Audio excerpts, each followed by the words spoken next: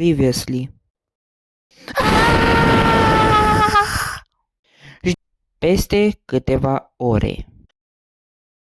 Chefs și prietenii. Episodul 4. Tâlharul.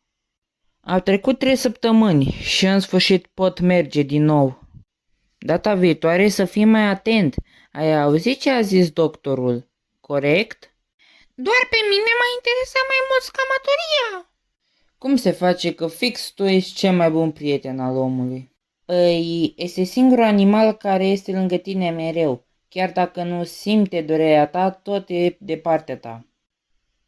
Unde s-a dus acum? Ce mă pot enerva câteodată. Am o idee. Ce ar fi dacă aș sta puțin la curte? Măcar acolo nu mă deranjează nimeni. Pe înserate, a venit timpul să merg acasă. Adul episodului 4. Următorul episod, vineri 4/11/2023. O producție originală Ștefs.